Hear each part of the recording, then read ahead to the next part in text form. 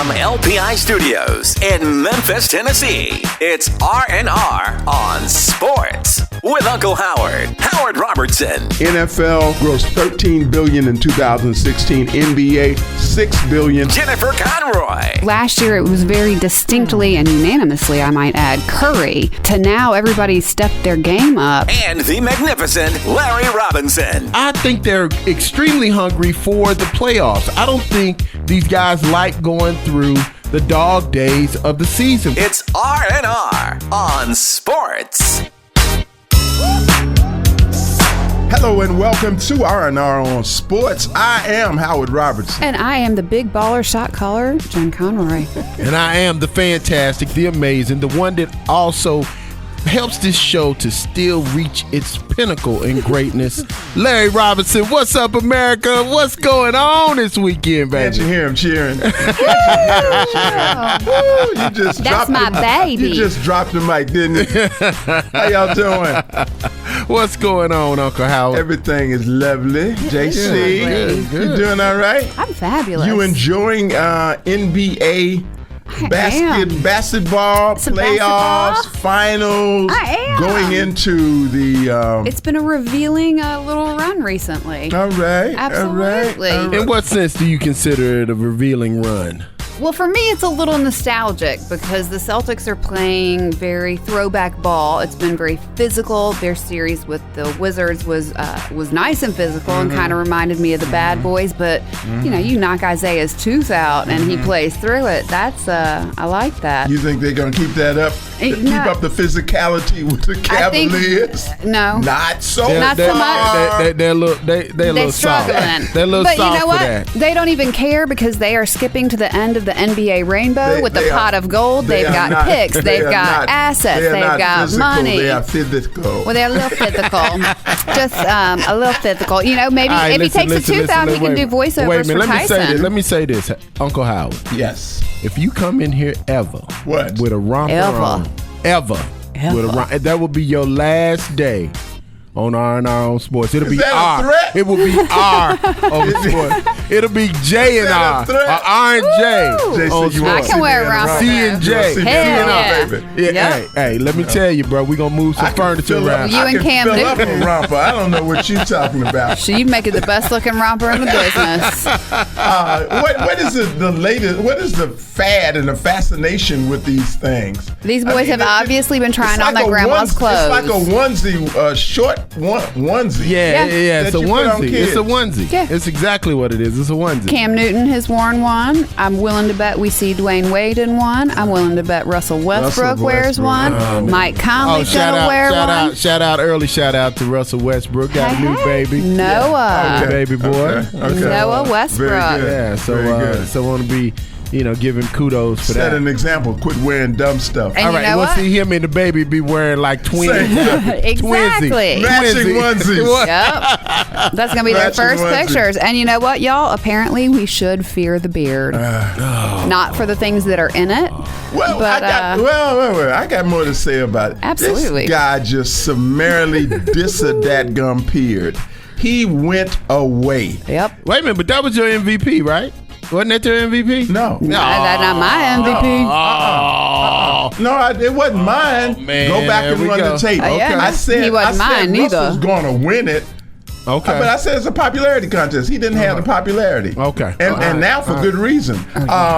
Because he will beat you down talking about his camp. But let me ask you this. But not personally. Oh, yeah. He will send the goons. He will send the goons after you. Yeah. And he don't care if you're a legacy. Yeah, I'm telling you. Moses Malone Jr., man. I don't want to assume that everybody knows that story. So when we come back, I want you to go through what happened in terms of that. Yeah, absolutely. That's most interesting. Very much having to do with James Harden. Very much so. We're going to talk about Colin Kaepernick too. But in the meantime, you're going to get your laugh on with LMAO. Stay with us. We'll be back on the other side of this.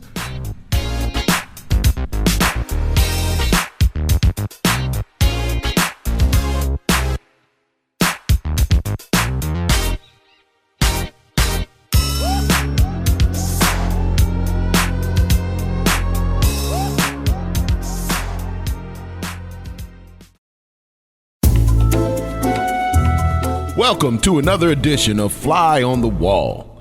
At the tender age of 40, Vince Carter is now the oldest active player in the NBA. Recently, he had a meeting about his future with a league commissioner. R&R on Sports was there, and now you become a fly on the wall. Vince, I'm Geraldine Gomez, but everybody calls me G Mama, and I'm the commissioner of the OBL. So nice to meet you. Good to meet you too, Gerald. I mean, G Mama. What in the world is the OBL? It's the OBL, as in OH, as in Over the Hill Basketball League. I'm shocked that you're not familiar with us because we are that necessary next level of basketball for players of advanced age like yourself. Hold on, Granny. Ain't nothing about my game over the hill. You got me messed up, Grandmama. That's G Mama, Mr. Carter, and please do not underestimate the O-League's financial wherewithal to make you a most lucrative offer and help secure your future. There aren't many coaching jobs right after the NBA for colored coaches. What? I meant coaches of color. I brought along our league MVP for you to meet, although I'm sure you've heard of the great JoJo Bright. You mean NBA Hall of Famer JoJo White, right? Oh, no. I mean JoJo Bright. JoJo White's game was all right, but baby, JoJo Bright's game is all right, uptight, and out of sight. Don't look now, but here he comes. You mean that old dude coming this way in those tight shorts, long socks, 1962 Chucks, and is that a Walker? Don't eyeball me, rookie. You belong to me now. Here, go wash my car and bring me back a lobster dinner. We haven't signed him yet, JoJo. Oh, never mind. Man, you look like you come off the bench for the Happy Trails nursing home team. Rook, you must not know about me. I'm the MVP. Vince, did I tell you about our TV contract with OSBN? Never heard of it, but I bet the O stands for old, right? Well, coincidentally, it is the Old School Basketball Network. I'm not interested in the OBL, the OSBN, you or Kunta Kinte over there. I'm out of here. That's it. Boy, I gotta learn you some respect. Meet me on that court over there. Man, I ain't fooling with you today. Man, you see I'm rocking these $1,000 Ferragamo shoes. Man. I'm about to open up a $1,000 can of whoop-ass on your hind part. JoJo, don't forget your walker. I don't need no walker for this punk. Oh! Geraldine, I fell and I can't get up. Bring me that walker over there so I can go learn this boy some respect. Hi, I'm Allen Houston of the New York Knicks, and you are listening to R&R on Sports. Bang, bang into the room. I know you want it. Bang, bang all over you. I'll let you have it.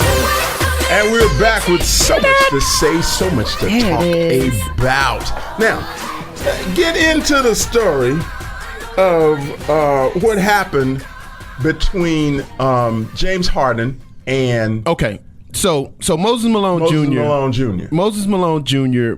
Made, I think, a Facebook post in regards to the fact that, or a social media post in regards to the fact that James Harden was charging these underprivileged kids to come to his camp $250. Okay. And so, Moses Malone Jr. thought that was just highway robbery and that, it was disrespectful to what the city has brought to James Harden. I mean, he's developed as a pro, made a long-term commitment to him, so on and so forth. Have a free camp. Exactly. So anyway, so Moses Malone Jr. goes to a late-night strip club, and the bouncer stops him at the door, from what I understand, and then signals these other guys to come and summarily beat the snot out of him. And that they did. And they beat him down. Okay. And from what I understand, at the lobby of at the entrance of the strip club? Yes, at the sir. entrance of the strip club. Wow. And, yes, sir. And from what I understand, they put it on FaceTime or something of that nature. They didn't even make it rain on him. Oh, wow. I mean, that's just not fair. I don't think he wanted the R. Kelly. I don't think he wanted the R. Kelly. No, I was talking dollars. Oh, yeah, that's what she was saying. Well, they made it rain on him, all right. They dropped them bees on him. And they FaceTimed. I mean, he FaceTimed it. They FaceTimed it to him. Yeah. And the beard was watching. The beard was watching. The beard was watching. So, and I think the bodyguard or whatever, the bouncer at the strip club, is also they James mentioned Harden's bodyguard or something of that nature. It's and they mentioned Harden several times. Yeah, they mentioned Harden like this. This is what you get. This is for James. What happened to him against the Spurs?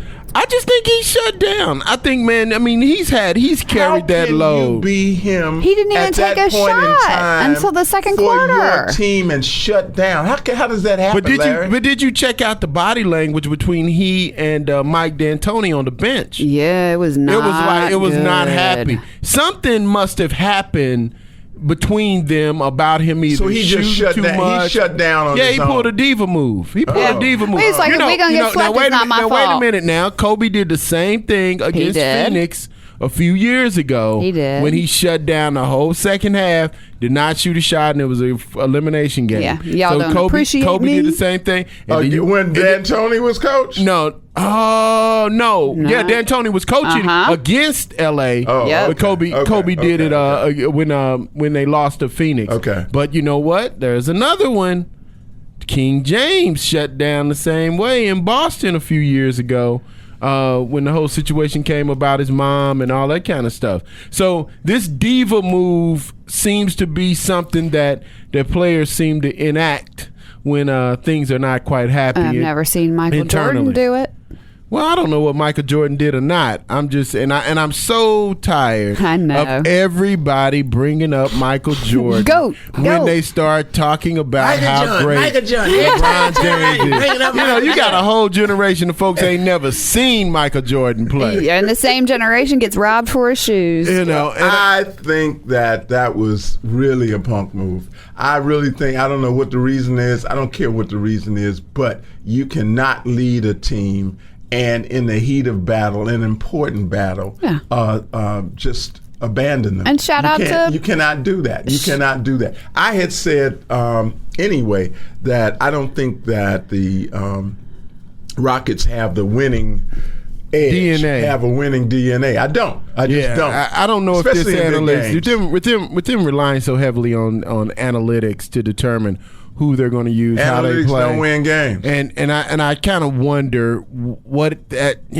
how that's affecting the chemistry of the players, how they distribute the ball, and so on and so forth, and how D'Antoni coach. It's beatable. Right. The point is, it's beatable. Meanwhile, in the East, so now we have Boston and the Cavs. The Kang is swinging. The Kang. Boston. You got some white boys showing out though. Boston got any chance in Hades? They might steal one. Well, I always say, the they series got a chance of not getting swept. The series doesn't start till somebody loses at home. But Boston lost game one.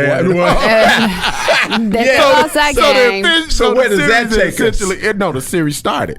Yeah, it started and it's not over. So I still say that LeBron looks like he is playing with such ease, cat and mouse, that I don't see anybody competing with him if you're not able to disturb him, and you can't disturb him because you can't guard him one-on-one. Nope. You help out on him, and he seems to pick that player. And when you got a Kevin Love that can go inside, if you got a small player, you got Kevin Love, you got Kyle Korver, you've got but I mean Kevin Love I think is a very integral piece, because when you switch off, when you try to play small ball against the Cavs, which is what you need to cover their perimeter players. I mean Kevin Love goes inside and just punishes you.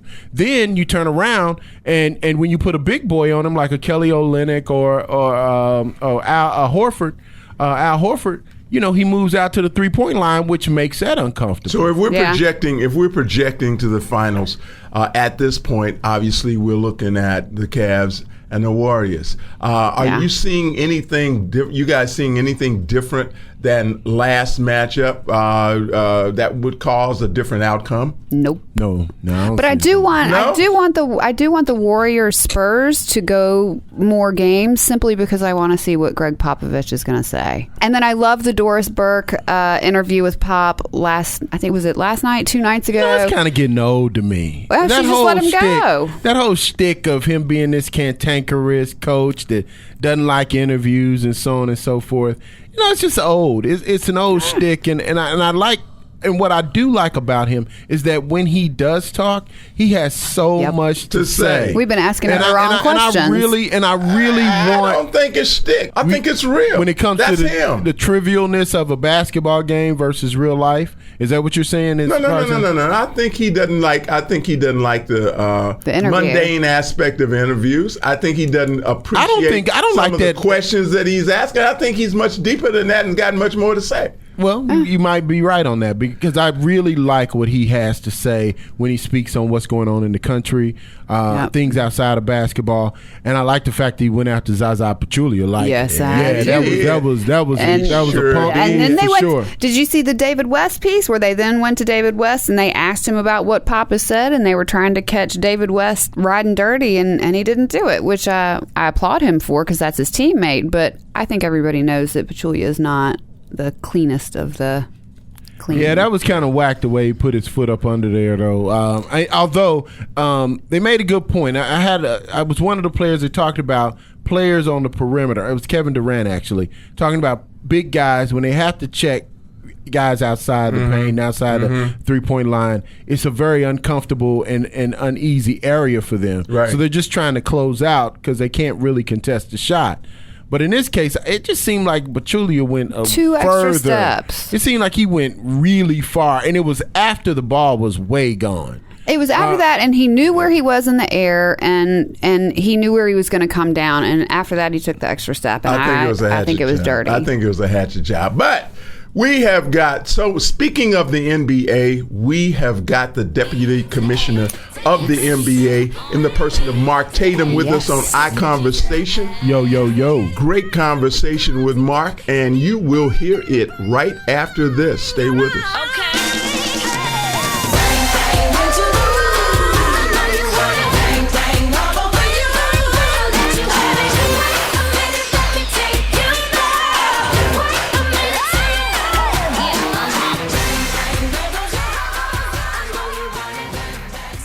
Conversation. Elliot Perry, otherwise known as Socks. Man, thank you. How you guys doing? Some of the biggest names in sports. Mr. Earl the Pearl Monroe. Welcome to R&R on Sports. Hey, thank you. Nice to be with you guys. Glad to have Mr. Allen Houston. Trying to stay warm up here in New York. I hear you. And the names that follow sports 24/7. Personality extraordinaire, Mr. Scoop Jackson. I appreciate the encore. The legends of the game. Mr. Michael Ray Richardson. What's up, man? Glad to be here, brother. A three-time NBA All-Star, the one, the only, Detlef Shrimp. Detlef, welcome to R&R on Sports. Hey, Howard and Larry, thanks so much for having me. I'm excited to be on the show. R&R on Sports, ICONversation. Saturday mornings, 11 a.m. Eastern, 10 a.m. Central, 8 a.m. Pacific. On the Sports Byline USA Network.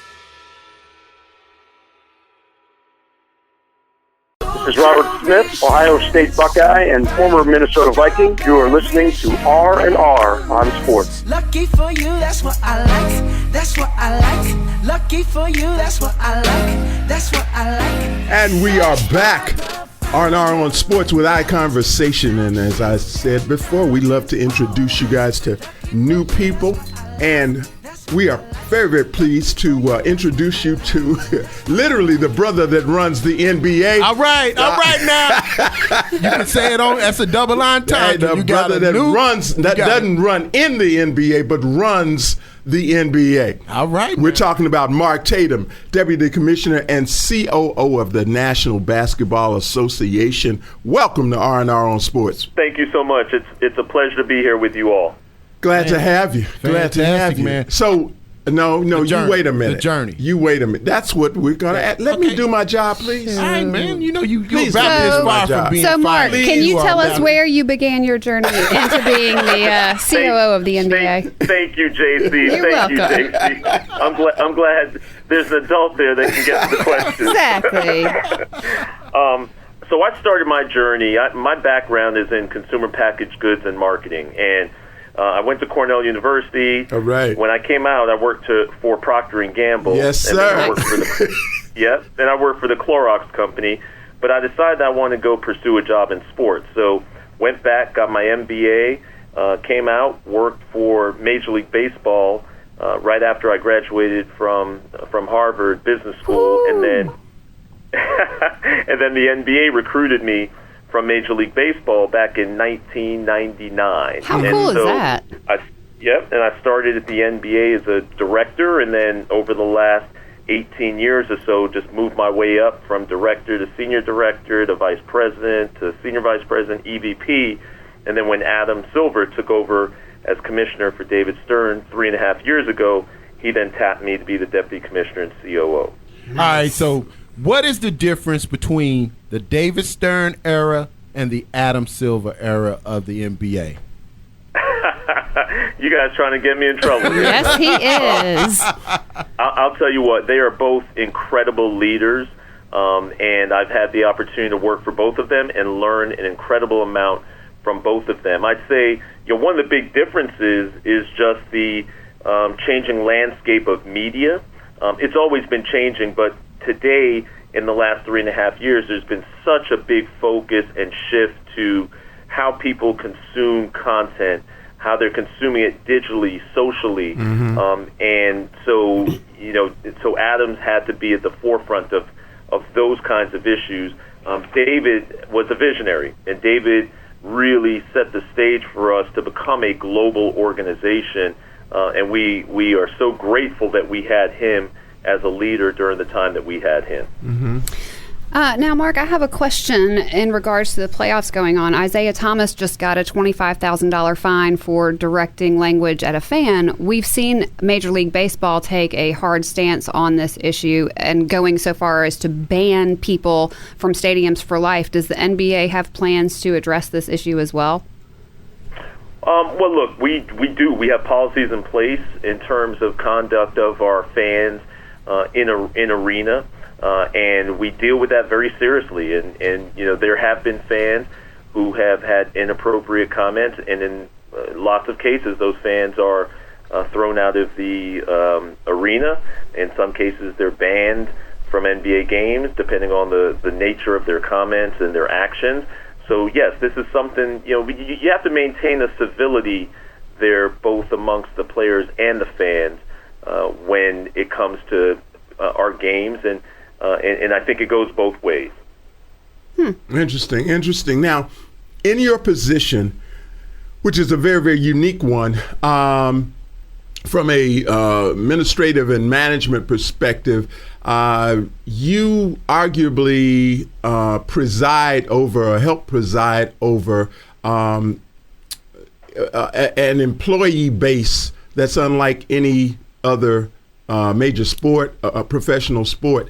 How does how do you approach that, being African American, with the majority of the NBA players being African American as well? Yeah, look, one, we embrace diversity, right? So, me being in this position, I recognize the importance of diversity and inclusion, and we have an organization, quite frankly, that reflects that. If you look at, there's obviously me in this position as deputy commissioner, our president of basketball operations, our president of league operations is a gentleman named Byron Spruell, who's also African American. The president of the WNBA is a sister named Lisa Borders. The president of our G League, our newly named G League, by the way, it was the Development League, but Gatorade has come on board. Yes, they have. And we're getting a team here in South Haven. That's right. So that's run by Malcolm Turner, another African American young man who I brought on board. And our head of HR, Eric Hutcherson's African American, and we have a chief diversity and inclusion officer, or a steward, who's also African American. So you can see that the leadership of the league, it's not just me, but many of my other colleagues are running the other leagues within this organization. And so we've always valued that. We've always valued diversity and inclusion, and making sure that our workforce was representative and looked representative of the population, and that we were making sure that the right people were being hired and put in positions to be successful. This is R&R on Sports, and we're speaking to Mark Tatum, Chief Operating Officer of the NBA. Mark, when you talk about, you mentioned the G League, what happened to, number one, make Gatorade want to brand the G League, and what will be different this as it relates to the G League versus the D League as we've come to know it?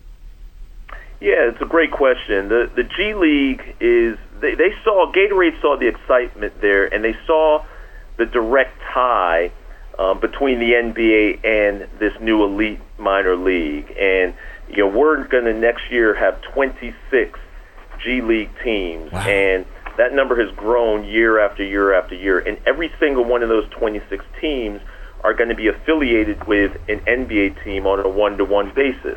And so what they saw was, hey, this league is going to be the future league of NBA players and NBA talent. And we're already seeing that so many of our NBA players already have G League experience.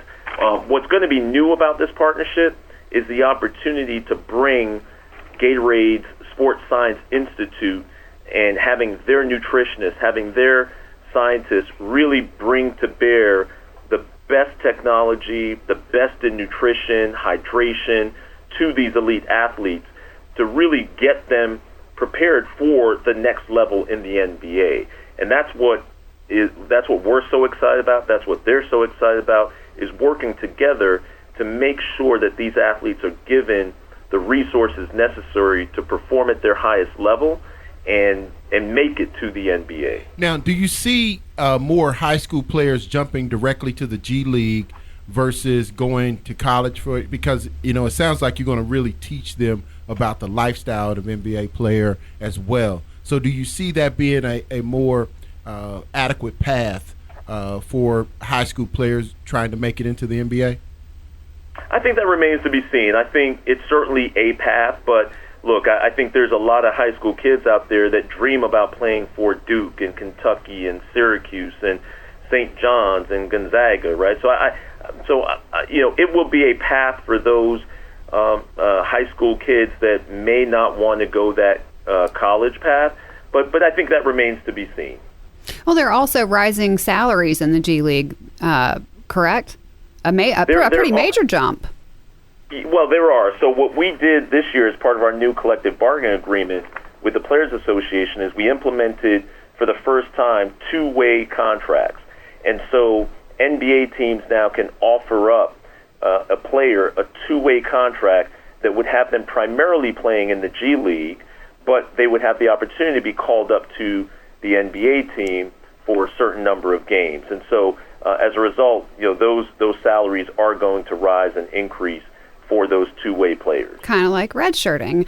So let me ask you this. Also with the CBA, one of the things that went away was the quote-unquote kind of mercy rule, where if you acquired a player who happened to be really injured and therefore couldn't play anymore, but you'd spent a lot of money on him, there was kind of an out.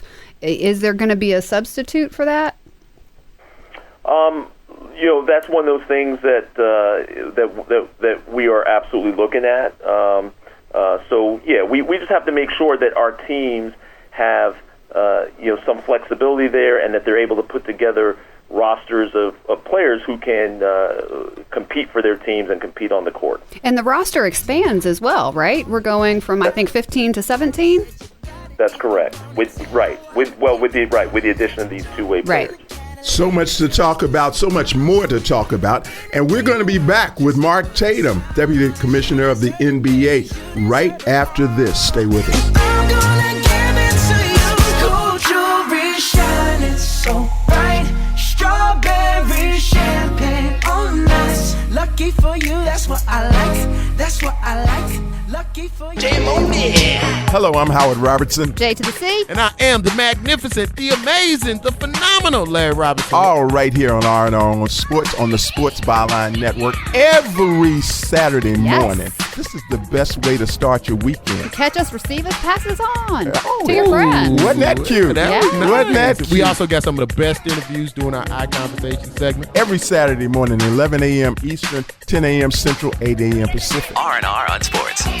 part of the Kazukian Network. ICONversation. The executive director of the NBA Players Association, Ms. Michelle Roberts. Thank you guys for having me. I appreciate it. He is currently managing director and chairman of USA Basketball, Mr. Jerry Colangelo, with us here on R&R on Sports. Thank you, guys. Nice to be with you. The one, the only, Detlef Shrimp. Hey, Howard and Larry, thanks so much for having me. I'm excited to be on the show. Ken Griffey Jr., how are you today, sir? I'm good. How about you guys? Catch ICONversation on R&R on Sports, part of the Kazukian Network. Hey, this is Dr. J. Hi, this is Rika Ketchum. This is John Hollinger, Vice President of Basketball Operations for the Memphis Grizzlies. Tim Brown, NFL Hall of Fame inductee. You are listening to R&R on Sports. And we are back with Mark Tatum, Deputy Commissioner of the NBA, here on R&R on Sports, ICONversation. Mark, let me ask you this. Given your opportunities to talk to young people, which you may do a lot, I don't know. Let us know about that too. But I do. How do you make being behind the scenes, doing the kinds of things that you do, as appealing to them as being on the court and given what they see all the time and making all, hearing about all the money that a player makes? How do you kind of let them know about those opportunities? Yeah, well, first of all, I do go back and speak to a lot of kids, whether it's in high schools or in different communities around the country and, quite frankly, around the world. Are they surprised to see you? They are. A lot of times they are, but I enjoy doing it. And I start by saying that sure, if you're good enough to play in the NBA, you should pursue that. The reality is there's 450 people in the world that are good enough to play in the NBA at any one given time. That's a really small number, but there are thousands of people who work in the NBA, whether it's at the league office or at teams. Mm-hmm. And so, it's a way to be involved in a sport that you love, that you're passionate about. Even if you can't make it in the NBA as a player, there's still opportunities for you to make a very good career and a very good living doing something that you love mm-hmm. and something that you really are passionate about. And that message normally gets through to them. Because one of the things I emphasize is do something that you love. Right, life is too short. Absolutely. If you're going to work, do something that you truly are passionate about and something that you love. They say the saying is that if you do that, you'll never work a day in your life. Yep. That's right. And I don't feel like I work a day in my life. Hey, man. There you go. That's a good job right there. Listen, this is R&R on Sports, and we're speaking with Deputy Commissioner of the NBA, Mark Tatum. Mark, you guys are in the midst of a huge global expansion. I mean, you seeing players, teams play in London, China, and all over the world. Tell us, what is a part of that, and how does China and India fit into what you guys are doing from a global expansion perspective? Yeah, I literally just got back from China and India over the last 7 days. I was in Hong Kong, Shenzhen, Mumbai, and Delhi. And one of the things that we're looking to do over there now, for the very first time, we opened up these NBA academies. And so what we're doing is we're going out, we're identifying the most elite basketball players, ages 13 through 17, in places like China, India, Africa, and Australia. And we're bringing in world-class NBA-style coaches, trainers, strength and training, strength and conditioning trainers, nutritionists who are working with these elite athletes and giving them that world-class training in order to prepare them and to help them maximize and reach their full potential, whatever that might be. Some of them will absolutely be able to make it to the NBA. Some of them will go on and play Division I, Division II, Division III college ball. Others might go play in other leagues around the world. But what we're doing is we're investing resources in these areas to see if we can, again, help these players maximize their full potential. Mm-hmm. Do you think at some point in the future the NBA will expand the league into those countries? Well, we already have pretty extensive businesses in those countries. Right now, they don't consist of a league per se, and I would say that it's quite frankly, it's very difficult for us to have a team or a couple of teams that would compete in our league, just because of the pure travel times and distances that it would require to get those teams over here. Right. So I the short answer is I think we're going to continue to build our media business, our marketing partnership business, our licensing business, our content business there.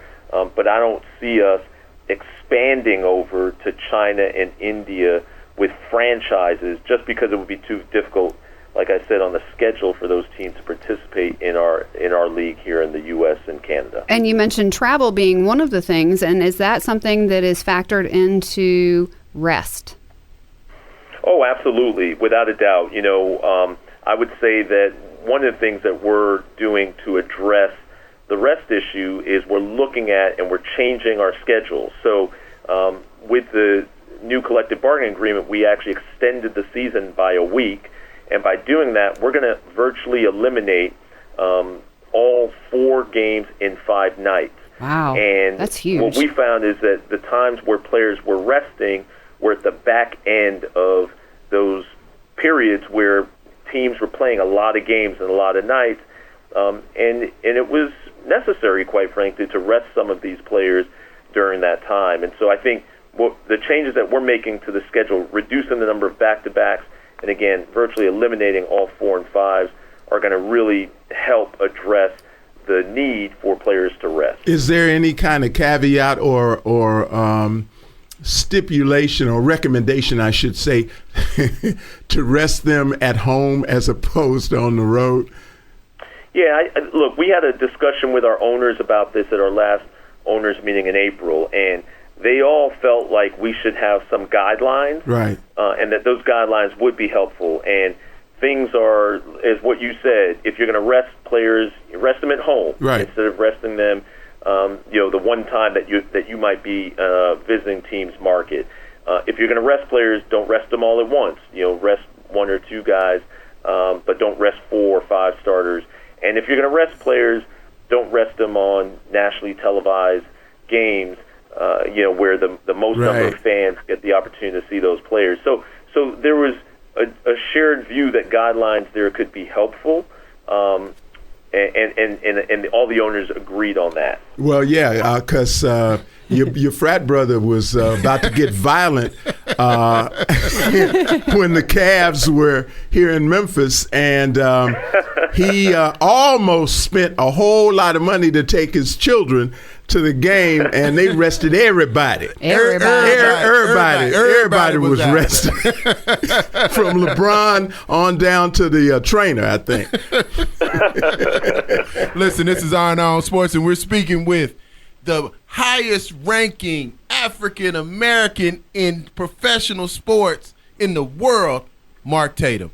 Mark, you guys just moved into this situation with esports. Now, help us understand, why is it, and did you move in this direction, and what is the overall impact you're expecting on revenue, attendance, or what does success look like for this esports initiative? Yeah, esports is just booming right now. I mean, there are hundreds of millions of people who participate in esports, in gaming around the world. And so for us, we created this new joint venture between the NBA and 2K, and it's going to be run as a separate entity. You can think of it almost as a 4th league of ours, right? The NBA, the WNBA, the G League, and our esports league. And we're really bullish on this. And I'd say right now we're focused on building an audience and creating the most engaging experience for our players and fans. We thought it was important to start with our partner 2K. 2K is currently the highest rated and highest revenue generating sports title in North America, and the 2nd highest sports game globally. So there's already, there's more than 9 million total copies of 2K we got a few sold out there. So we have an installed base of millions and millions of people that play this game, and it's going to be another way that people around the world can experience the game of basketball. It might be played digitally, but it's still the same rules: 5 players against 5 players, a ball in the hoop. So we really view this as a new way to engage a young audience by tapping into the popularity of NBA 2K. I got to tell you my personal experience with that. One of my employees' sons played in the finals at the All-Star game, his team, and they won. So wow. he goes from his mom on his case about playing video games all the time to winning his share of $250,000. So, and what timing, because you guys are now coming out with this esports league. So he's a baller in the esports virtual league. world. I'm gonna let you finish, but I need you to do me a favor, Mark Tatum, and I need you to please fix Mike Conley's rating on 2K. Please. You've seen what he's done. She's a homer. She's a homer. You calling me? Yes. I'll be a homer. That's how I got this job. That's all right. But you know, that it's a great point about that young man. I mean, there's going to be new opportunities here for professional gamers who can make a living, earn a living doing this. And that's your earlier point about the potential careers. Yeah, you may not be able to make it in the NBA as one of the 450 players, but you might be, the starting the star player for the Grizzlies. Right. How close are we? How close are we to legal gambling on sports? Just sports in general. Yeah, on the NBA. Well, look, and David Stern. I think that's going to be up to the federal government here, and I think those are conversations that are ongoing and happening.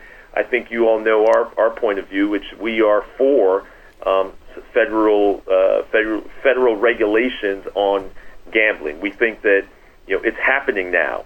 It's just happening all underground, and we all feel like it would be better off if there were federal regulations that the data and the information that was captured as a result of that would help us identify anomalies in where gambling's taken place, and so we're in support of a federal framework, a legal framework around gambling.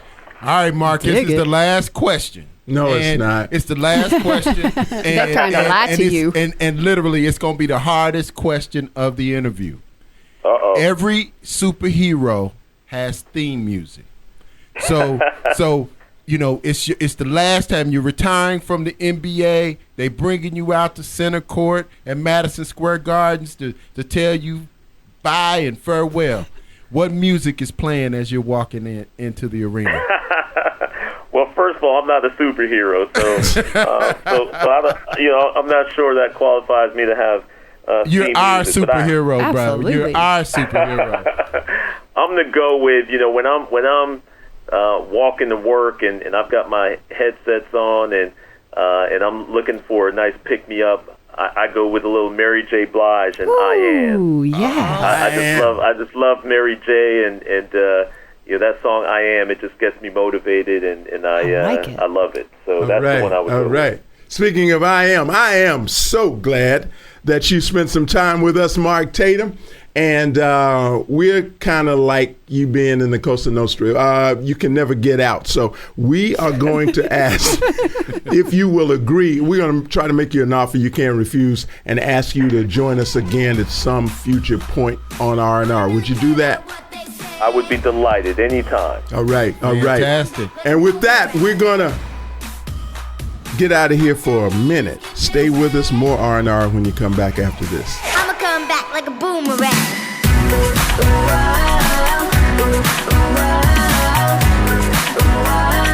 I'ma come back like a boomerang.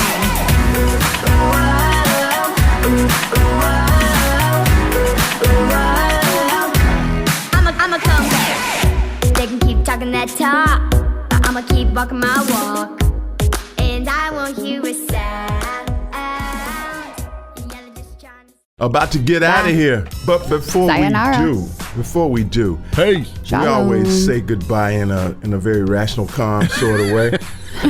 We're so lovely. Oh, so you don't think the way we saying goodbye is the right way? You got a problem with the way I say rational and calm. I am rational, and I'm very calm. Listen, LeVar. I'm Cool Hand Luke. You're not rational. Big baller. Just because you bald. Okay. In fact, that's my shout out. JC just stole my shout out. Right. That's I'm how we shouting do. out the law of attraction king that is LeVar Ball. I mean, literally, this brother seems to speak and it just comes into fruition. I'm telling you, he said the Lakers are going to pick my son. The Lakers end up with the number 2 pick in the draft. And the rookie get $37 million walking in the door. Yeah, that's beautiful, isn't it? That's a lot of big baller money. That's a lot of big baller money. Shoot, Lonzo, they gonna be partners. Lonzo would be able to fund Big Baller by himself. Yup. But so I mean, you said now he's up the price on the $3 billion. $3 billion. They have to come to him with $3 billion. 3 B's, baby. 3 B's. Right, sure. We're gonna need you to stay in your lane, honey. Why? Sure. Why not? Why not? I mean, the brand is much stronger. You know about this brand It's equity. 5 pairs stronger. It's 5. They've sold up to 500 pairs of shoes. They come with a bill 1, as in 1. He gone. He is gone. Yep, that's it. You talk that smack if you want to. So what you got? Well, we already got little Noah Westbrook. So. Okay. I got Jalinda Wade. That is Dwayne Wade's mom. And I saw her on a recent episode of United Shades of America. And she is doing fantastic things in Chicago, particularly relative to violence. Okay. And she's a minister. Go Mama Wade. Go Mama Wade. Out there on the street, and she had on some very cool shoes, which the guy pointed out. Nice. So clearly, Dwayne Wade's mama has a shoe hookup. It's got to be the shoes. Yeah. Y'all have a great week right here on R&R on Sports, and subscribe and share. Take care. Y'all be good. Ciao, Bella. R&R on Sports is recorded live at LPI Studios in the heart of Memphis, Tennessee. Web designer Daniel Coates, executive producer Larry Robinson, written by Howard Robertson, and produced by Reggie Fine. R&R on Sports, part of the Kazuki Network.